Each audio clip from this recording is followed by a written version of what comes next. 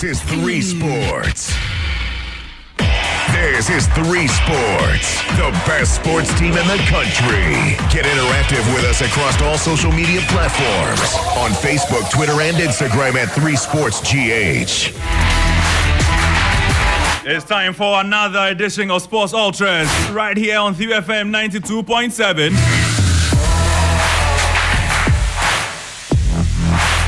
And you know how we do it, right? 1 hour, 30 minutes discussing sports. The gents and lady are here. My name is Thierry Nyan, and as always, here with Yao Fusulabi, Aniela Alote, Oreku Ampofo, Kelvin Owusu-Ansah, and then today we are joined by he's a special man, isn't he? Former journalist, or once a journalist, always a journalist.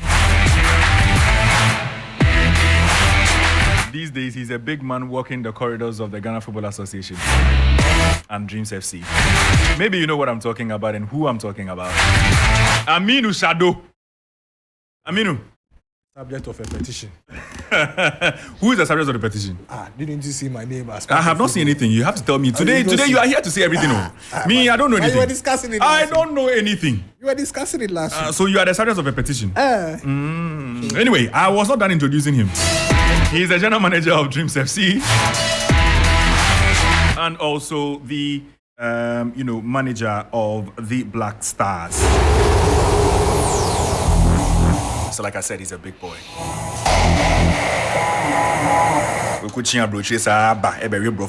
But we are here for it. Aminu, you're welcome. Thank you, my brother.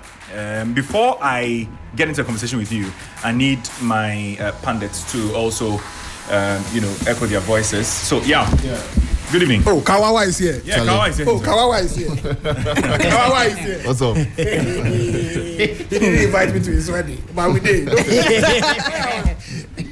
I thought you were my friend. I invited you, your boss, Henry. How can you invite somebody without the person? All of them, and then you both chose not to come. So how can you invite somebody without the person knowing? So today you go pay your dues. Oh, you didn't invite me. But it was nice. I saw him. I saw your beautiful wife and all that. Charlie, it was nice. It was a vibe. It was a vibe. Congratulations, my brother. Charlie, thanks. Love you, sweet. I hope you're well. I'm good. Fantastic. Fantastic. Aniela. Yeah, too bad for Aminu, but I was invited and I went. But also having heard from Harry Ofosulabi. I'm here. I told the producer yesterday. He's not Yao any longer. He's Harry Ofosulabi. You told the producer what? That we were supposed to eat rice here. We had discussed it with Bill or Rick. The rice is in the story. No, because right now my name is Emu Nifroye Omo Keflo. Because Aniela go kill me. Kelvin. Yeah, Terry. Yeah. How are you? Yeah, I'm great. You had a great weekend? Yeah. From Friday, you people they announce. Yeah. We had to harvest some timber to cook rice, for the party. Before. We've seen some before. Aminu. Yeah. Cool down. You this timber guy will be your fourth choice for centre back. Nicholas Jackson, the score goes safe cry. You people announce. We are not making noise about it. You know announcer. We are not making noise about it. You know announcer. The music video and all that. Hey, Charlie. Yeah. Tell them say Alexis Sanchez can play piano before. He can play piano before. If in Manchester, if you go play piano for Village, who will come watch your show? And we also here with the Sheikh himself. That's why we proper land, We did proper land in London. Not London, Charlie. You go play piano for Village. Oreku Jackson. No. Right now, I'm trying to secure a number of deals for Chelsea. I said doing a number of things. So I'm coming. That's how I mean my shake. Nicholas Jackson. You could cheese can have once you step in, FFP no go work. Todd Boyle, Anyway, guys, so let's make you know my name. He go join our Etihad. Oh. Let's move on. And, we'll have a very serious conversation with Aminu Shadow, our special guest today. And it's a number of issues on the table, when you talk about Ghana football. A lot of people say, Aminu, let me just start with you on this. A lot of people say Ghana football is dead. How true is this?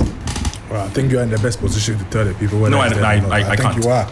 I can't. I think you are. When we say something is dead, it means the thing is not existent. But as you all can see, we are still within the football ecosystem. Okay. It died a time ago, but we are on course to resurrect the sport that we love. So I understand that. I understand because of poor results with the national teams in recent times. That's why people, Do you admit the results have been poor? Of course, the results have been poor. We've not been able to meet targets. Recently with the U23, our target was to qualify for the Olympic Games. We've not qualified for Olympic Games for 20 years. Yeah. And this was a good opportunity. I was really, really confident in this side. And unfortunately, we couldn't make it. We've also had similar situations with the under-20 team failing to qualify for the African Cup. The under-17 team, we failed to qualify for the African Cup. So yes, results have not been as we desired, but what can you do? You have to keep working and make sure you correct the wrongs and continue to build until when you could get a sustained level of success, and that's what we are working towards. When you look at, from where you sit, and in your position as well, when you look at the performance of the national teams and compare that to the current level we have in the Ghana Premier League, which do you say has been the best, results by the current FA? You see, I cringe whenever we are trying to put a scoreboard of the performance of a football administration when things are not going well or things are going well. Why? It has a history. Okay. We didn't start playing football under this administration. We've been playing football all this while. We've had successes in the past. In fact, the last time we won a major trophy with the Black Stars was back in 1982 when some of us were no born. Yeah. You understand? So we started playing football for some time. We just need to analyze what has happened over the period that has brought us to this level. And I used to say all the time to people, especially when the Anas expose happened, that these things are obviously going to have an effect on our football. When the effect will start showing, at that point in time, wasn't seen. But we are seeing it now. It's not possible for you to stop playing football, organized football, for close to 2 years. And then when you resume, you expect everything to be smooth sailing. It never happens. Even in times where no scandal had hit the sport, we're struggling to make it with the national team. How much more when organized football was stopped for close to 2 years? It was bound to have an effect. But somehow, when we came back, we managed to qualify to the World Cup. And I think it papered off the cracks. But the cracks are still there. It will expose you. It will expose you. And you feel the cracks were deepened before this current administration? Yes. It's obvious. I mean, that's what I said, even in times when predating the Anas expose, what was the performance of our national teams? We didn't qualify for the World Cup in 2018. Under 20 had not qualified for 3 editions of the AFCON. Under 17, I don't remember last time they qualified for the Under 17 AFCON. Under 23 didn't qualify for the Olympic Games in times past. So, what was the level of our women's game? We all know. And then the expose happened. It only goes to amplify the problems that we're having. And we're bound to suffer from it. Okay. And I'm saying that if we are suffering now from it, for me, the most important is, are we taking on board the lessons and making the right investments so that when we get back to the top or being back to the best that we can, we'll have it on a sustainable level. I believe we are doing it. But, of course, as Ghanaians, we love our football. We want to win all the time. I understand. But we need to be also very patient. We need to be patient. We need to understand, first and foremost, admit that we are not at that level where we should be expecting to win all the time. It will take time.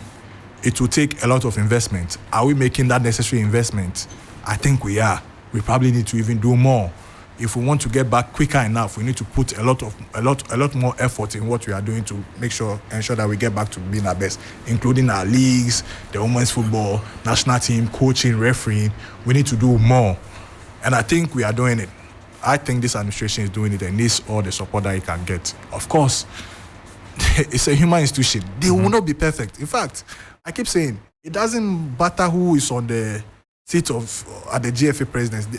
Insofar as it is not the Almighty, you will keep making mistakes, and it's very, very important that when we make mistakes, we keep highlighting these mistakes, bring them on board, refine our ways. What are the biggest mistakes Kurt Okueku's administration has made? I think when he was at Congress, he said it.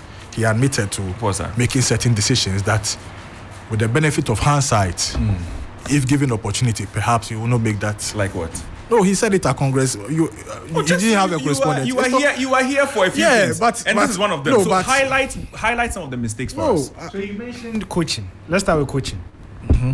He said that one of the two of the. You mentioned two of the biggest problems with Ghana football: refereeing and coaching. So let's start with the coaching. What do you think went wrong for Ghana? We need to put a lot more emphasis and a lot more resources in our coaching education. It's not just about taking them through the coaching badges. We need to look at the content of what they are studying, whether it is in tune with the modern days. And that's how come it's very, very refreshing that you get coaches being sent on attachment. In fact, I think 2 months ago, they started a 1-year program with UEFA Assist, where coaches will be going through, selected coach, I think 14 of them will be going through coaching program over a 1-year period. It includes having seminars in various parts of the world. It's good. We need more of those things. Perhaps this will give him the opportunity. He will invest more resources in that area than other areas also. You see, the thing is that the problem with our football, there are a lot of problems with our football. And it won't take 4 years, 8 years. I reckon it will even take 20 years for us to resolve most of the problems of our football. But we need to start from somewhere. Have we started? I think we have. If you look at and again, I refer to our financial statement, the audited account. If you look at where the revenue has been raised, where it's being spent, the chunk of it going to competitions, chunk of it going to capacity building, I think is the way to go.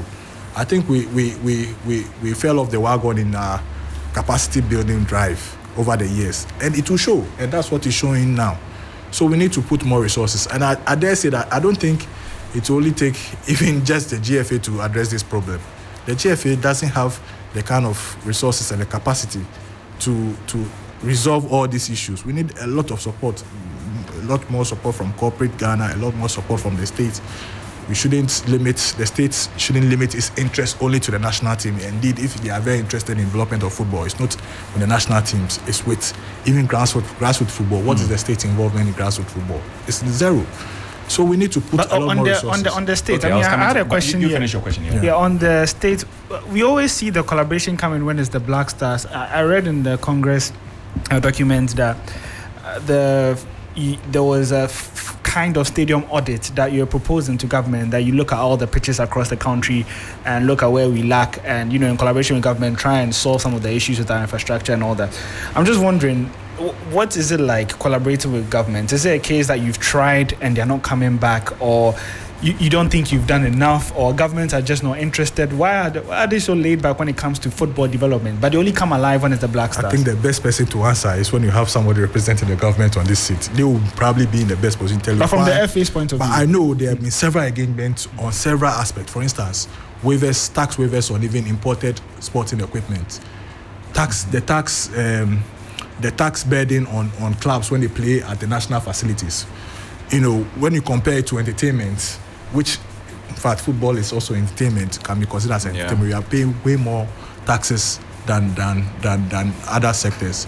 If you look at the incentives given to tourism sectors, for instance, people are getting a lot of waivers to come and build hotels and stuff like that. Why aren't we extending same waivers to companies who are interested in putting their money into sports infrastructure, for instance, or sponsoring football clubs, putting their money in sporting entities? We don't have that regime. And I'm saying, and like you already said, it's not even just the Black Stars. Okay, there's some level of support also goes to the other national, but we all know that, the Black Stars, and you could hazard a guess why they will clamor to go to the Black Stars, because, of course, the Black Stars, it comes with a lot of pride and prestige. It comes with a lot of mileage. When the Black Stars game is on, we all know Ghana comes to a standstill. Even though people will pretend not to love the Black Stars, we all know when the game starts, they are all glued to their set and all that. But perhaps but one thing they need to understand, for us to flourish at the Black Stars level, the investment shouldn't be only targeted at the Black Stars. In fact, all the players that eventually migrate from the other national teams into the Black Stars need to go through some form of training. And I reckon that's where the investment is most needed. And like I made an example, what is the level of the state's commitment to grassroots football, for example? I mean, KGL is putting their money, $1 million over a 5-year period. It's not enough. Look at the number of host clubs we have. Where do they play their matches? In fact, the lower you go down the pyramid, the poorer the infrastructure is. It shouldn't be the case. I think it should be the other way around. Okay, I mean, and elsewhere where football thrives, they devote a lot of resources into, the juvenile teams and then the grassroots football. But in this our jurisdiction, it's the other way around. And we need to change that kind of discussion. Yeah, I get that. But when again, I'll take you back to the national team poor performances, and really, it's shocking. It's really shocking that at almost every single level, Ghana is not doing well. So recently, the under-23, would you say, or we all know, that the quality we took wasn't so bad? It's the kind of quality that should see you go over the line in the group stage. What errors did the GFA make when you look at that particular performance, that tournament, and how exactly are you looking to correct these things? Because yes, you walk the streets. I don't know if you are getting same questions, but if I walk the streets, what the ordinary football fan is asking is, are there no more good Ghana football? Because the products of our football is the national teams. And unfortunately, none of the teams we support, none of the teams we work with is doing well at this moment. What went wrong in Morocco? If you say a technical decision, was it not the GFA that appointed these coaches? How did they get it wrong? How did we get it wrong as a nation? Yeah, you first have to juxtapose who our competitors are and what level are they playing at as against ours. Is Guinea better than Ghana? You can say you should go to Guinea and see the kind of investment they are making to their juvenile football. And that's how come when we meet these sides, we find it very, very difficult, going through them. The way they play their football is well structured, it's well planned. You could tell clearly from the onset, from the way they play, that they are exposed to better coaching as against us. You look at our game and whose fault is that? Who appoints the coaches? We of course the GFA appoints the coaches, but then you ask yourself, is there a pool of coaches, elite coaches elsewhere that we've not tried to bring into the national fold? Guinea has an elite coach. We keep. I'm talking about our situation. Okay. We keep shuffling these coaches around. There's a pool of coaches that we have. We keep shuffling them from one national team to the other. It doesn't seem to work. And we've identified that perhaps the coaching education, the content. I always go to the content because there was a time where journalists, in fact, media people, raised issues about how certificates were being issued. People go for seminars for 5 days and they are license A. There are even stories where people didn't even participate. They came the last day and they were issued license.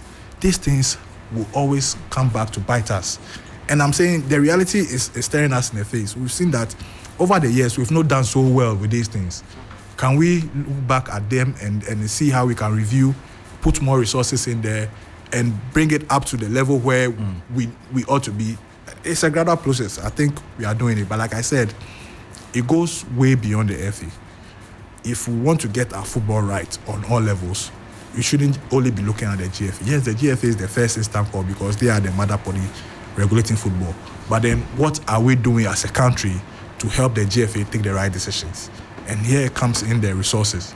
You could have all the good training with the coaches and all that, build their capacity, but if they come out and you're not getting the right infrastructure, the right equipment to work with, you're not going to make any headway. So we need to have a discussion, very, very honest, open discussion, and press where it hurts the most, and then come out of it and tell ourselves, okay, we are going to, from henceforth, we are going to put a lot of resources. Then let me press you a little, since you said we should press where it hurts. Yeah. We do know that the GFA receives some sort of funding from FIFA. I don't want to go into details. Yeah. I think we'll spare ourselves the details. Yeah.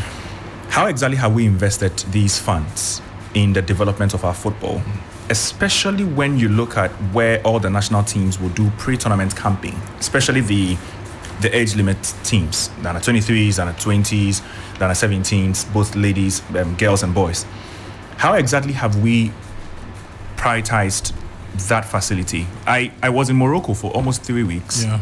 and I saw what they've done there. Yes, helped by government, and I know you'll go back to that card, but it was primarily the idea of the FA, a vision that they had to ensure that it's a long-term project to keep unearthing great talent through that facility, and also to make sure that based on the facilities they would have, even the seasoned footballers would come in there and would maintain the shape they would have otherwise had in Europe. So it is the FA in conjunction with government to do that. Is there a blueprint like that by the GFA to try and get government involved? It's not just throwing the question to them that you need to come and help us. But is there a specific plan that the GFA has served the government? A few days ago, there was a third publication from the GFA called the DNA. We'll get there. It follows the women's football strategy. It follows the talent ID publication. At least, if we are asking for a plan, there is a blueprint. Now, where the difficulty lies is implementing all the good ideas in the blueprint. And like I said, you have been in jurisdictions where their football is thriving, and you know how well the collaboration. And if you mention FIFA fans, FIFA gives, I think every year, for over a 4-year cycle, I think $2 million for projects. You don't build a football dynasty with $2 million. But you start from somewhere. Of course, that's why we have the Wikongo AstroTurf now, phase 1 launched. If every 4 years we are going to have one of a kind of Wikongo in every region, in the next 30 years, did it take $2 million to undertake the project? No, it didn't take $2 million. But I'm saying $2 million is not only going to go into one project. That's what I'm telling you. The problems of our football are just too many. And for us to limit FIFA resources or devote FIFA resources to addressing these problems will just not be enough. It won't suffice. It won't. So you need to bring in extra resources. That's how come over the last 3 years or so, revenue generation from non-grant revenue has shot up over 20%, which is great credit to the FA. They are doing some good work in trying to raise resources from corporate Ghana and all that. But we still see that it's not enough. We are still falling short. And we've looked at areas or jurisdictions where their football are thriving. What is it that is working for them? The Mohammed V complex, the first phase was commissioned in 2009. They had to wait almost 14 years to be reaping the benefits. So it's not even putting the resources at the goal. You have to be patient and stick with a particular plan that will guarantee you some level of success. And that's what we've not been able to do in the past. And I hope that with the ongoing problems that we've seen, it will awaken the various stakeholders for them to know that, okay, I think we need to do something meaningful to address this problem. Kelvin, you wanted to ask a question? I think that takes us back to the national team where he said it's a collective effort to do better. But Shada, I think we've been a bit disappointed, especially at the junior levels. Yes, and we know the coaches who are very good at handling youth football or youth level football. Now we get an appointment, we have to make appointment, and then everybody knows. Let's say Samuel Boadu, he's a very good coach, very good tactician, but he's not someone who is well vexed with training the youth. How then do you put someone who looks excessively at performance than coaches who are around and then are well vexed in making potential footballers or looking at talent to develop talent, excel at the higher levels? And Didi Dramani is around. Why put him at the Black Galaxies level and then allow Samuel Boadu to be at a junior level and at 20, where I think they need a coach who would understand that it takes time and development for young lads like that. So this goes back to the question about the coaching appointment. So you are suggesting that perhaps Samuel Boadu is not the right person to put in the area of talent development. Is that what you're saying? Exactly, yes. How did you come by that conclusion? Because of the teams he's handled and how he handles players. Samuel Boadu is credited for building a Midiama team that's even filtered into winning the championship this season. If you look at the last 2 seasons, the seasons that the Anas incident happened, and then the COVID incident happened, Midiama were playing probably the best football on the local scene, and they were built right from players, virtually unknown players. He virtually built these players. Were they the same profile of players, age-wise? Yes. Unknown, but were they at that youthful level? So I'm saying that For you to come to a conclusion that this person is not a talent developer, it goes way beyond what you see on the field of play. Have you been to his training sessions? For instance, what are the methodology that he employs in his training regime? I don't think you have. I have been. I have been with him right from his days in Kumasi. Don't forget. I handle the GPL Express. Which methodology? And I know what he desires. He's a coach who wants performance over talent development, and I've seen it countless times. If you want performance is also in line with talent development anyway. Exactly. Yes. But he prioritizes winning over talent development. That's what you are saying here. Yes. I've had discussions with. I don't know which version of the Samuel radio that you are used to. Okay. I don't know. But I've had recent discussions with him where per the interaction he come across as somebody who also wants to develop. And once upon a time, we handed Abdul Karim to which I believe thoroughly. I believe without a shadow of doubt that he's probably one of the best coaching developers we have. Is it because he's your friend? Yes, perhaps because I got closer to him. I got to know what he's made up of. He came from the Wafa stock. He was trained under Samadi. The various training programs that he's gone through, the kind of players he's been able to produce, but he gives you the list on and on and on. And the kind of football he teaches when he goes on the kind of corrections that he even makes to football. It makes me completely convinced that he's a talent developer. But we slayed him. He was there. We slayed him.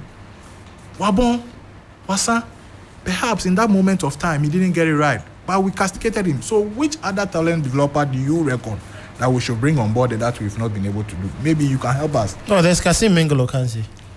Kasim Mingolo Kansi. Yeah.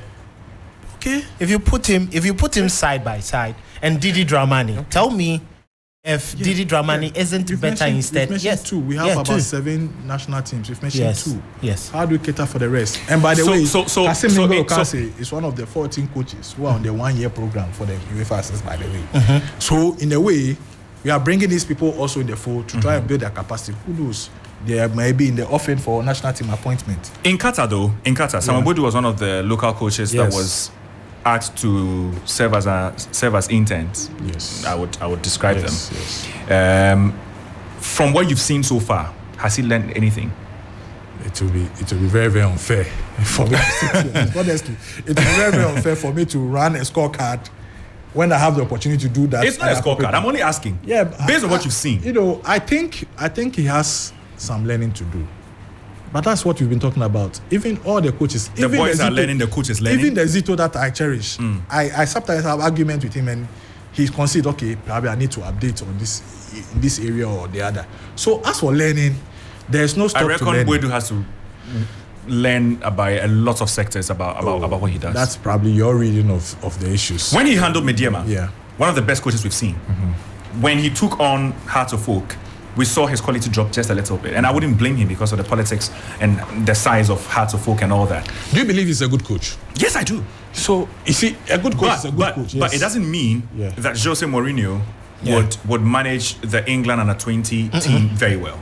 Because he's not used to the profile of that squad. So you are suggesting that perhaps we are not looking at the right caliber of people. He doesn't fit under 20. Is that what you are saying? Exactly. To me, he doesn't fit under 20. It's a round peg in a square hole. It doesn't make him a bad coach. It's a fair criticism. I mean, people can. I don't have problems at all when people raise this issue. Like I said, when you are we are building an institution and you are full of human beings, you cannot have all decisions right. This kind of feedback is very, very vital. Maybe the appointing authorities should take on board these views also to make maybe.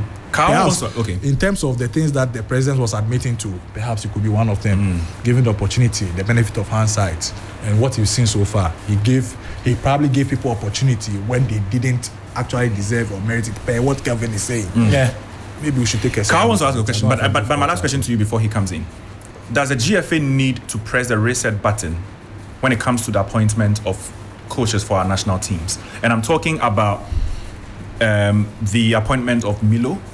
That failed. Afterwards, there was his assistant, Otoado, who came in, took us to the World Cup, but failed there as well. I don't care what you tell me, but he failed. Okay. because you were smiling when I mentioned that. Yeah, okay. And then there's all the different national teams CK that came are before. failing. CK came before. CK came before. Yes. And he also failed. Yes. And then there's Otuado, and then now the national teams, the various national teams, including Ibrahim Tanko. At what point do we remind ourselves that maybe the level of coaching of Ghanaians aren't good enough?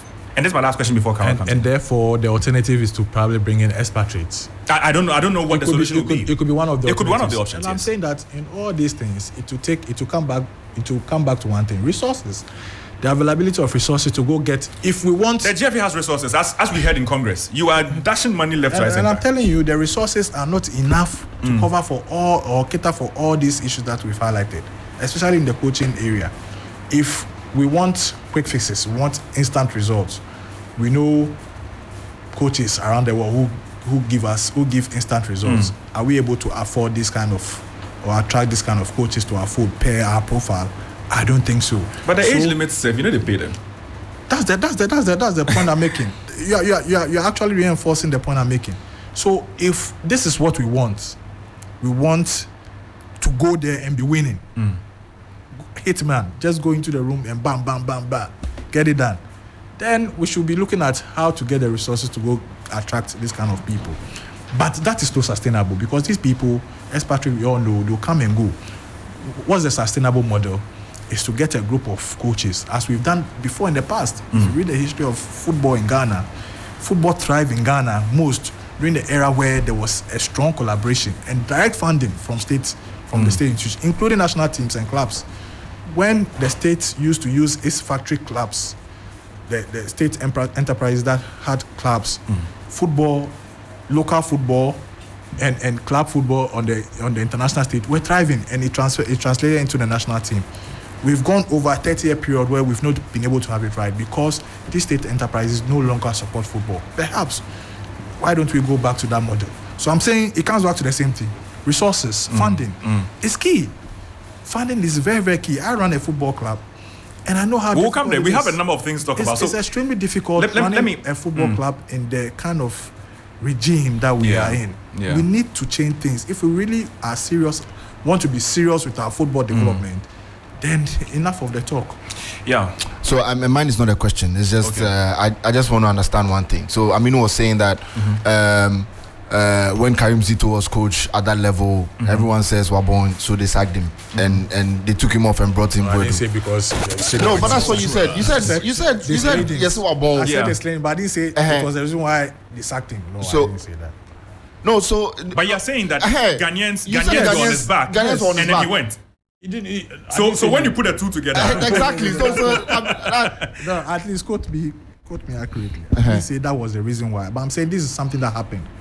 Somebody whom I believe is probably one of the best developers was in there, and a lot of. So why was he changed? Oh, there could be a lot of factors. Maybe he's needed more in. You're not privy to that information. I'm not in a room when they are making the decisions of football. But you are close to the people. Yeah, exactly. I'm saying that close. perhaps one of the reasons, and You defend them a lot. I agree. So sometimes you should welcome the questions that come to you. Of course, I agree. Under 17 for me is the best level for him. Okay. Developer, go to the basics. I think it's where he should. Okay, you wanted to make a No, statement. so I mean, so now he has clarified. But I mean, I'm just thinking that if the FA is telling us that if say journalists and the fans are on the back of maybe the coach or a player or whoever, then they make a decision on what the fans are saying or what the journalists are saying, then it gets me confused a bit, because then who are the appointing authorities and what are they doing? Because I don't appoint a coach. It's my job to criticize, and that's why I sit here to do it.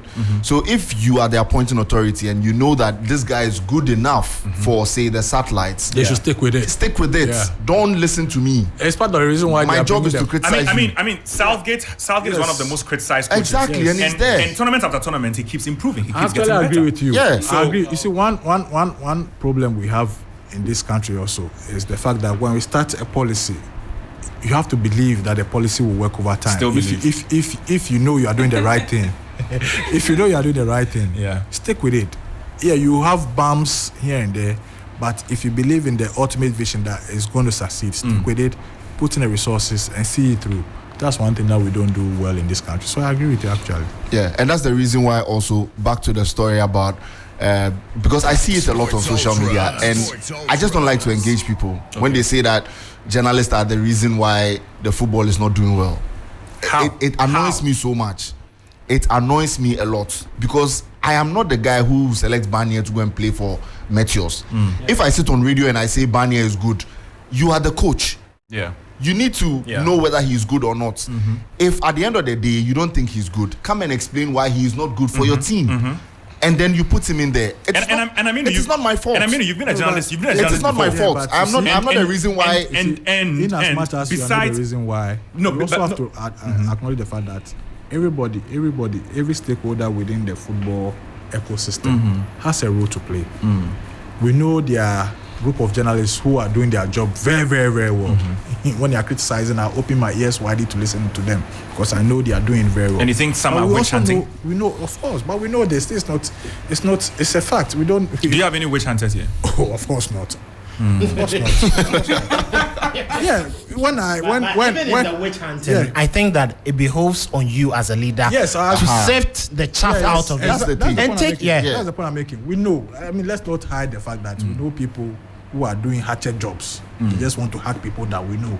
But we know there are others who also go in there and do their, even if they are wrong, it's not out of malice. Yeah. It's purely maybe they don't have the information that they require to make certain informed decisions. But then, Kawawa, Aniela, Kelvin, my friend Uriku, the stars man, yourself, I don't have problem. In fact, when you are criticized, I listen to you. I want you to have a problem with that. If you don't have a problem with that, we're not going to have trouble. You must have a problem with that. But Uriku, you haven't spoken. Aniela, you haven't spoken as well.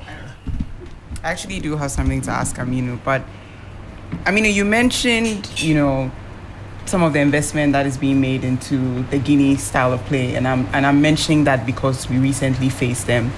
We've spoken a lot about our performance across board. It has been poor. You spoke about resources being, fueled and channeled into the right areas for different types of teams, and also get, the right people to coach a lot of things at their available at their fingertips. So what is the immediate plan for us? Because we are not achieving the results. We also don't have all the resources that we need to put into our style of play and attract the correct type of investment. So it just looks like we are trying to get, we can't produce results because we don't have. So it's just this game that's going around the place. That's how come we're on this platform, which hopefully the decision makers, people who decide on, how to apportion national resources, will probably listen to us. That's how come I'm also of the view that, in fact, I don't think the FA is doing its bit in trying to preach properly what it requires for us to get ourselves out of. They are doing their best, but I don't think it's effective enough. We need to elevate the discourse way beyond. We have to go to where policies go into parliament, go into areas where they really take decisions on how we apportion resources. Because, like I said, I'm reading the DNA book, very, very good ideas, but I know within me that it's going to be very, very difficult for us to implement these things. It's long term. You mentioned 5 years, 10 years, even 20 years from now. It's things we still need to do. The starting point is the meager resources that are available to the FA. How are they applying them?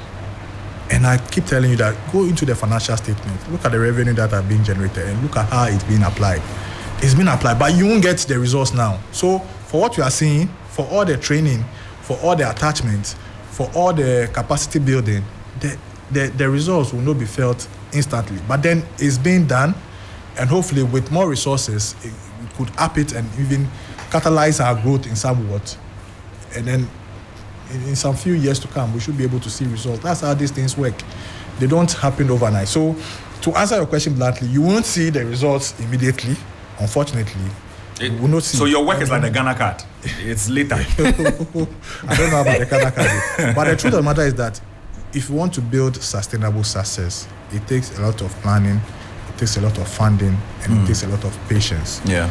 What I gather is that we don't have a lot of patience in our system nowadays because we've been on the back foot for far too long. Yeah. If we even made it out of group stages sometimes, and unfortunately we are retrogressing, to be honest. No, I don't. You mentioned the state of Ghana football. Yeah, but hold on. You mentioned the state of Ghana football before Kurt's administration, right?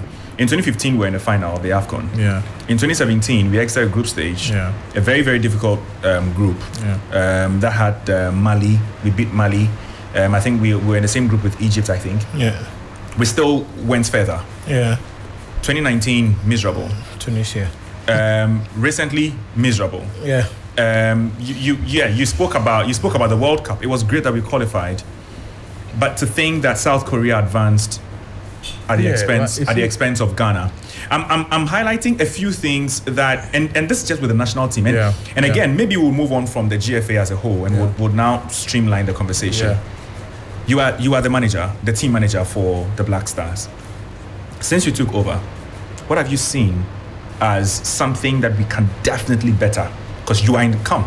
I am not there. You are there. What I can share with you, I do my reports to where it's supposed to go, and they are in charge. They are supposed to. It's their decision to let it out of the bag, make it public if they want to. But what I can share is that we've seen, even from what Kelvin told us, the different changes of manager within this short period of time clearly has not helped us. Chopping and changing here and there. Yeah. The information. It's not healthy. It's not healthy. We need some level of consistency and continuity. But like I said, at that level, when the results are not coming, you are more or less tempted to pull the plug, to have a reset and try and get. So it's about getting the right person in there. But you cannot have a definition of who the right person in there until the person gets in there and starts working. I've always said, and I've made this very public, I believe that we would have been better off with Otoado continuing, because he made mistakes at the World Cup. He has never been at that level before. He is somebody who learns on, who takes lessons out of failures, and I believe would have been better placed to make right decisions now. But that is gone out. Luckily enough, we have somebody who was also part and parcel of the team in the position to make certain decisions that perhaps he has the benefit of the hindsight. Well, he was there, he saw whatever that went on. Yeah. And I believe he's making the right calls now. But like I said, it's a process. It's a process. Unfortunately for us, we're in a situation where at the Black Stars level, we need resource. So how to marry the process and getting the results at the same time is the challenge. Hopefully we'll get it right. Hopefully. Well, Shadow, I think why should this be a challenge when all these coaches who are currently in charge were with the team last year March before our World Cup qualifier against Nigeria, that double header. We've gone over a year now, more like 15 or 16 months, and we cannot seem to have a defined, system of play and then results. Especially even our performance of the pitch. If it was more encouraging and the results are not coming, then we have a change of an idea. But looking at the style of play or even the performance on the pitch, we haven't seen any progress. But you look at other sides or other nations who have appointed coaches who have spent less time and they are playing well and getting the results. You look at Zambia and ask yourself, Avram Grant has been getting the result as well as the team playing well. Maybe you may have excuses of environment and then other things. But why is it that we are not progressing with only one person who has left the team? Does it mean that the technical advisor who was supposed to help Otoado himself and George Boati and Masoud Didi Dramani are not being so much helpful to the cause of the team? And as team manager of the national team, what culture is wrong with the Black Stars and the other national team? What have you identified that should be changed to get us the results? At that level, you need, like I said, you need some level of consistency, not only on the coaching front, but even the players. You look at the 3 games that Chris Hughton has been in charge. You ask yourself, has the players that we always rely on, have they always been available? The answer clearly is no. If you look at the last game, for instance, we didn't have Ejiku. We didn't have... So our first choice defensive pair is not in there. And coaches will always tell you, sometimes it takes one person to make a difference in the team. As we saw in the game against Angola, Majid Ashimiru came in and the game 10 on his head. Sometimes it takes one player to change everything. So my belief is that he's just had 3 games. Okay, he has the benefit of, like you said, he's been with the team and all that. The people are there, but football at that level is very, very difficult. Trust me. I have known this, but I think this belief has been more amplified by me getting even more closer. It's extremely difficult. What happens on a match day, you have absolutely no idea. it's on them. What happens? As coaches. What happens? When you get in there, you see. No, I want to get into your head. So you just give me a snippet of what happens. You could wake up one morning and a player doesn't even feel like even playing. As an example, maybe because of family issues. At that top level?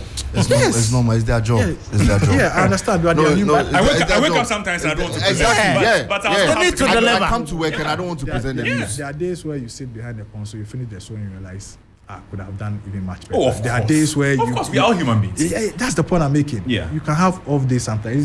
He's just had 3 games. I don't think it's enough. And I'll get fair criticism from my bosses. Exactly. Yeah, and he's getting it. And if I was serving the nation, I'll have fair criticism from the ordinary football. The ordinary Ghanaian. I don't think so. I think that the GFA should welcome these criticisms. And again, I've seen some banters on social media that doesn't necessarily make it a conducive environment for journalists to vent their frustrations and criticize positively. Yeah. Again, if I see a journalist going overboard, I don't support it. Yeah. You will never see me in such a conversation. Yes. But when I see a journalist make very positive remarks about the state of Ghana football or a specific project, be it the World Cup project or the Under-23 project or whatever it is, and I get rebuttal. I see some of the rebuttals from, and you see sometimes it's not even from those and in the high offices of the GFA, but excuse my word, but those serving them up there. Yeah. And I don't get it, because it's almost as if we can't do this dirty work, so we sent you to come and do it. Okay. Yeah. I will speak for leadership because I'm close to them. You know, we sit around a table and we criticize ourselves a lot. Some of the criticisms, the sources of the criticism that sometimes I level comes from listening to people like yourself and others who put out very, very good points. And I can say for a fact that leadership is very, very accommodative of constructive criticisms. I mean, everybody, and I always say, even for those who don't even do constructive criticism, whenever they are speaking, I can tell clearly everybody has this passion for us to do well. So you have to look at them from that angle, from starters. 3Sports. That they are saying all these things because there's a passion, there's a will for us to do very, very well. We are not doing well. And that's the frustration, that's the blowback you get from we're not doing well. And I can say that we are very, very, very accommodative of, constructive criticisms. When you make points, for instance, I've been here, you've made some very, very fantastic points about even getting the right personnel for all that. Of course, we have to take them on board. But it's also very, very important that as we develop, we also purge ourselves of the things that we know are not right. People go out there to criticize only to get that personalities. That's not right. That can't be right. I won't support that in the open. I will speak against it, and I will expect that you people also join in speaking against those ills. But then the right ones, we need to project them. I will always encourage you to speak up when things are not right, because at the end of the day, when it goes well, like we always say, we all stand to benefit. So why not? In this case, let me just remind you of Scott Gillen, your friend. He's a very, very good friend of mine. He's a very, very good friend. I enjoy your conversations on Twitter. Yes. Human beings, we can't be right all the time. Yeah. I always say sometimes I fall off the wagon also. So it's normal. So you admit you erred sometimes? Yeah, of course. I'm a human being, and I will continue to err because I'm a human being. Is it intentional to err sometimes? Is it intentional? No, obviously it's not. Moreno says, the old mistakes, I always pray to God to help me limit or minimize the old mistakes. But new mistakes I always make, because that's the way of man. Yeah. Well, so Shadow, back to this. Now, we all know the task of any team manager. And when Germany failed, Oliver Bierhoff was questioned, and it resulted in his sack. Chelsea have appointed Bryce Kavanagh, who has been the head of performance for the English national teams, to Mauricio Pochettino's staff, all because of his brilliant work in the last couple of years. Now, looking at what has been with the national team, I think you've even pointed one thing, that there are times players will wake up and then they don't feel like playing.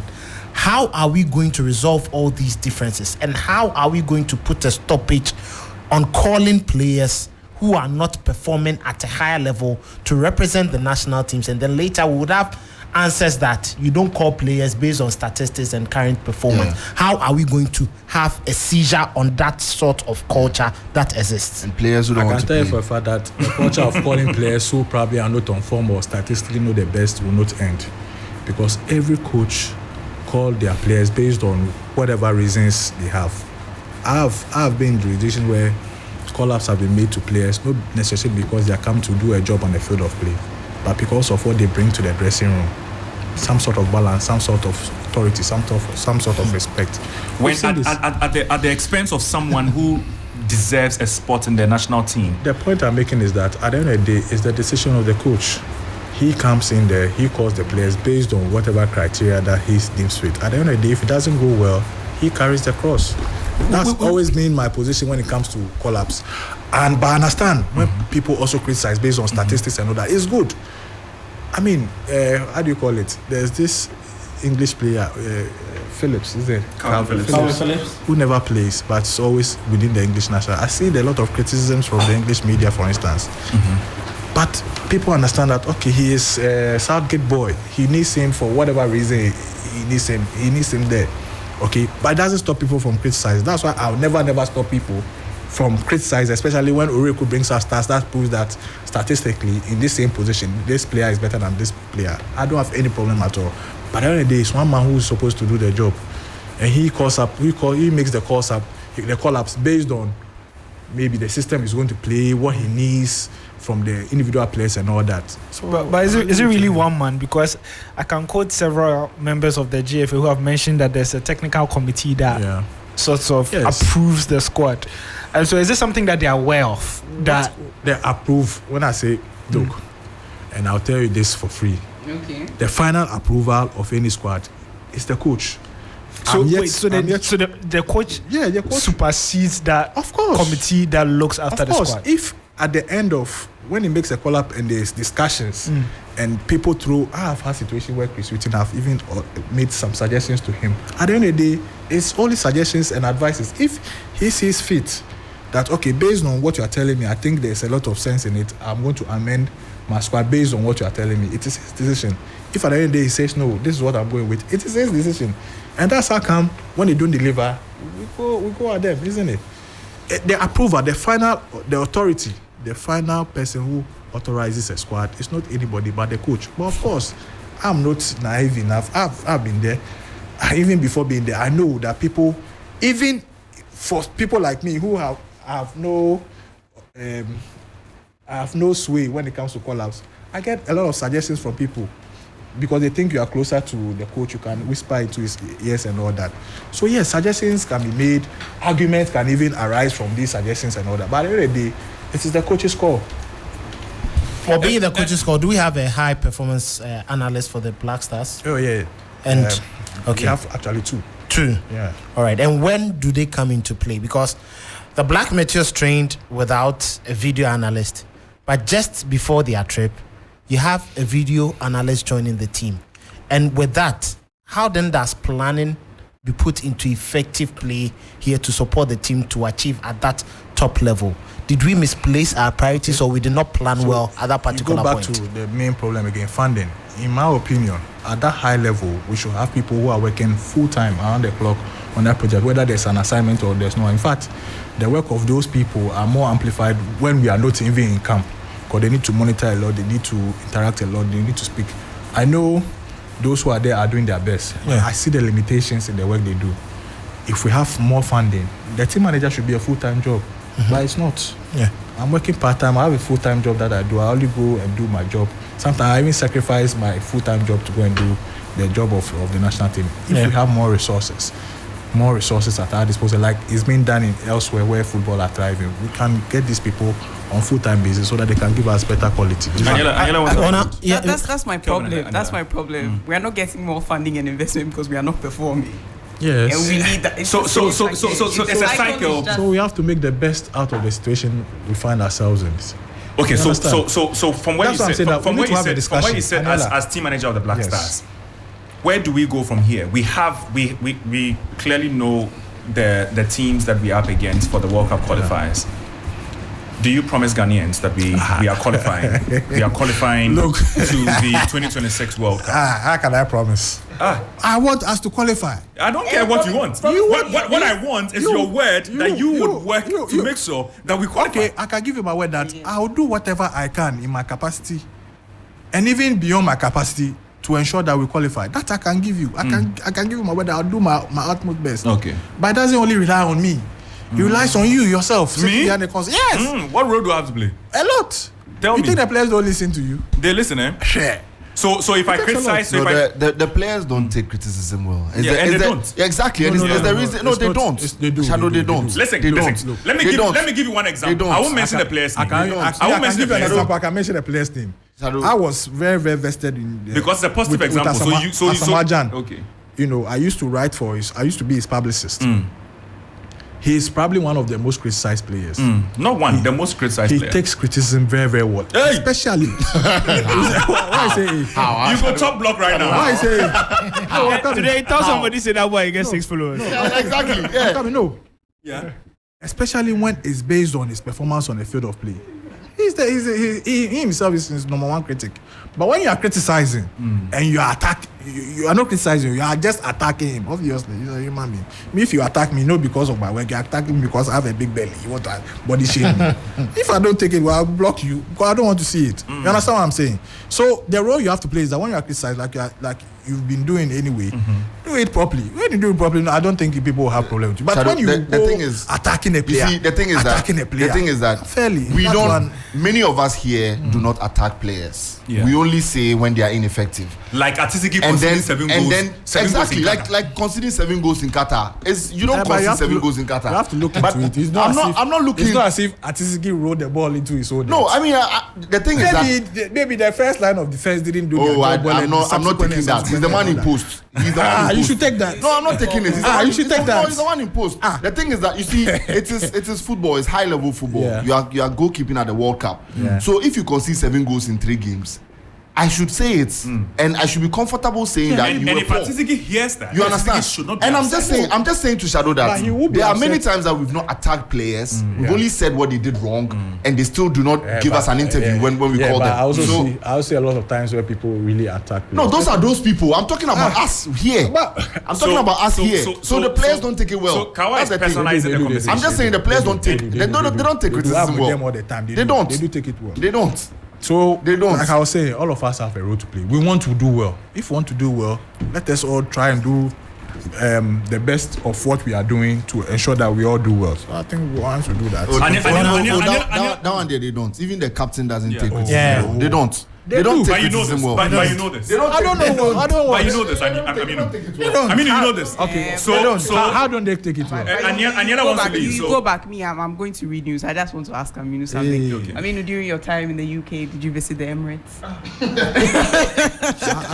Just who come back. I beg you, just give me the floor. Did you Of visit all the Emirates? places I visited, I couldn't visit the Emirates. You didn't visit the Emirates. I'm off. That's outrage. Imagine we had a limited number of questions to ask. Like, You know, sometimes I amaze myself. It's like, do I not know what is coming? Well, Shadow, I think yes. Yeah, I want us to move to Congress because of Yes, it's Congress. Okay. Yes, Okay. Congress. just one final question on the national team. You've had the privilege of being with the players. I know some of the information may be privileged, but to the best of your ability, can you, without mentioning names, obviously, can you tell us the difference between how the local players settle in camp as opposed to when the players playing outside camp? We've always heard myths and stories, unconfirmed reports about how they are shy and it takes time for them. Is that true? And is that something that the GFA have noticed that they were trying to work on it in terms of their assimilation? I don't think it's even have to do with whether you're a local player or you're a foreign-based player. My first day at camp, I was a bit shy. It's natural. It's human behavior. When you are trusted in a certain situation for the first time, the humanities in you has certain tendencies that will more or less it's just humble natural. you. It's natural. Yeah. But as they grow into that role, of course, they become more comfortable and all that. So, yes, there are situations where people come to camp and you realize that they are a bit to themselves. What we try to do as managers, we try to always be with them, encourage them, let them know that, look, It's nothing too extraordinary. The fact that you are here means you are good enough to be called here in the first place. So you should just be yourself and show the reason why and show that you merit the position that you are being given to. That's the role that we play. Try to encourage them always and make them understand and believe in themselves that you are here based on your merit and you can do it.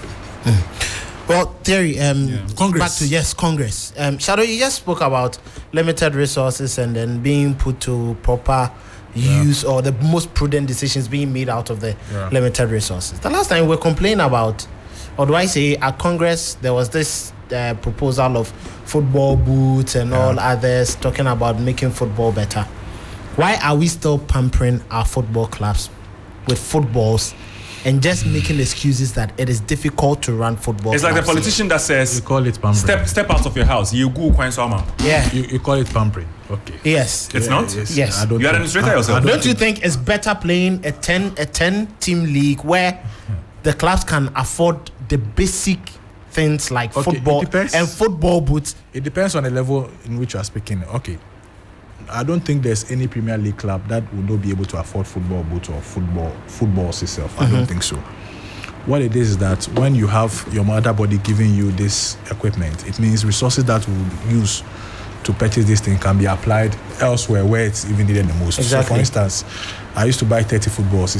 If it's being given to me by the FA, the resources that I use to purchase the 30 footballs probably can be used to build Still Believe, which is my youth team. So it's a way. And I keep saying that maybe the GFA or beneficiaries of these goodies have not been able to explain well how far this thing goes to help them. If you are giving me 30 pairs of football boots, I use probably 30,000 Ghana cedis to go and purchase these 30 pieces. You've saved me 30,000 cedis where I can use probably to top up even the allowances of my players, which will motivate them and give even better output. Or probably even invest it in the where the facility has deteriorated over the time because of lack of resources. Now, if I'm getting these goodies, it means I've been saved money where I can channel it into areas like that. So it's very, very essential. Look, I keep telling, especially journalists, those I'm close with, I will always encourage you to go on the ground and see for yourself how difficult it is. Naturally, people in football from time immemorial are no people who were better to do with or have resources or the elite. In fact, all over the world, that was the antecedent of football. It's now that we've realized that football is big business and therefore we need to change our nomenclature to attract the big resources and the elite for them to make it better. Manchester City was a mid-table club until the people came with their resources and better coaching and all that, and now they are winning big things. So it tells you that people who don't have need some level of support for us to bring them up. I understand their frustration. Why do you have a lot of them then? Why don't we limit it to those who can do it? But then you do that and you're limiting even the employment rate in Ghana. Because, for instance, Kudus, people say came from Right to Dream, but there was Ayuba who discovered him in the first place. You know who Ayuba is? Yeah. If you see him, you'll be surprised that somebody like that is in football. If not for Ayuba, will Kudus be identified or nurtured for Right to Dream to come for him? So you see, there are various people who need some level of support. We should understand that they don't have it. So if the FA is trying to provide that support, let's only encourage them. And then whilst they provide that support, the clubs themselves need to also modify their way of operations to make themselves self-sufficient so that this support can be channeled into other things elsewhere. So they just spoke about Ayuba, and looking at Ayuba, he's not even, I don't even think he's in Division 3 or is he? No. So with him, if you see his contribution to football and we decide to give him that help, I think it's fair enough. But for a Premier League club who can even represent Ghana at the CAF Champions League if they win, why should we just go? But I'll just explain to you how this support help. It doesn't necessarily mean you can't afford it. What it means is that if you are being given, you can use those resources that hitherto you would have used for these things in other areas that is in need. And I've seen the boots, I've seen the football boots, and we know our pitches in it. Yeah. Sincerely, some of us do play football, and we know the boots that we buy to play football. Looking at those boots, they cannot even thrive properly after 2 weeks of training on these pitches that we have. So why then do we provide them when we can use it in another phase by developing That's why portions of the FIFA money is being used in the borehole project. People will not see that. Like I said, you might not see the results instant, but this borehole project, and in fact, I have a clear evidence. In they used to be one of the best pitches in Ghana. It had deteriorated over Why? years. We'll come there. Because we had an issue with the well pump of our borehole. It couldn't produce the volumes of water that was required to maintain the pitch, and that's how come it's not been fixed over a period of time because we had problems with the engineer himself. If I had a substitute borehole, for instance, provided from the GFA, perhaps it won't be as bad as it has been over a period of time. So this is one clear example. If we are able to deploy these things and do it very well, providing them is one thing, using them, implementing them, and maintaining them also is another thing. But the mere fact that we've recognized that this is a problem and this is what we are doing to help solve the problem, I think it's laudable enough. So yes, the pitches are bad, but it's not as if we are just giving the boot for them to play on that on those poor pitches. What are we doing also about the pitches? The borehole project comes in. Is it not just about the borehole, the seedlings? Don't you agree? The grass, the type of grass is also essential. So for you to give the borehole, why don't you give? Some of these also lies with the NSA. They should give the seedlings. So instead of giving the boots, why don't you concentrate on adding proper seedlings or the type of grass? So I mean, to make exactly. So I think if you have a basic proper pitch, you don't need a player. You don't need to get a player football boot. Kelvin, you've done. You just highlighted. You can just. I told you before. The problems in our football. There are so many that whichever angle you tackle it from, there'll always be a need somewhere. Okay, so between a football pitch and a football boot, which is more fundamental? But they are tackling it. They are tackling it. So which is more fundamental? Or you are saying that, okay, let us. Which is more basic that needs to be attended to? They are all basic, my brother. Which is more? There should be. They are all basic. Trust me. Or you are saying, okay, if the football pitches are top notch, you can play with barefoot. Yes. I mean, let me ask you though. How happy are the football people, the members of the Ghana Football Association, after the Congress? How happy are they? I think what the observation I've made is that there's a big disconnect from people who directly run football and other stakeholders like the media, for instance.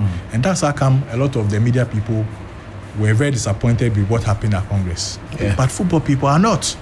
And that's the disconnect that we must help bridge. You need to understand what goes into Congress in the first place.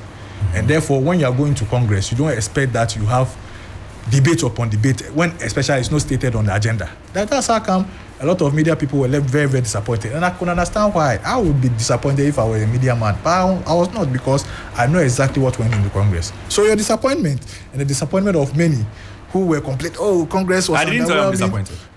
I'm not saying, when I say you, I'm speaking. A lot of people, I've observed, a lot of people were very, very disappointed with the outcome of Congress. Why are they voting for everything? If one person disagrees with something, they will write it in writing and give it to a general secretary. It becomes a counter motion. Was there a feeling that it was way too many promises during Congress, and it seemed the current administration is buying off the members ahead of an election?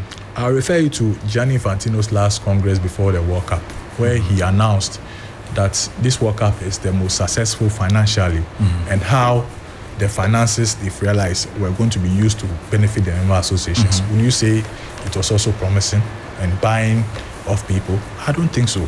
It was merely... Infantino is not Jesus, is he? Yeah, it was merely a report of how well we've done in terms of the revenue and how we are going to apply the revenue to the benefit of the members. No, but I'm saying the fact that Infantino does that doesn't mean it's right. I'm telling you, it doesn't mean it's the best thing to do. It's even enshrined in our status. The GFA is not a profit-making entity. Yeah. Any windfall that they realize must be applied to the membership of the GFA. Yeah. And that's what the president did. Took the membership blocks of the GFA and how he was applying the resources. I don't think there's anything wrong with it. That's what I'm saying, that there's a big disconnect. And that's how come you will see it in a certain light.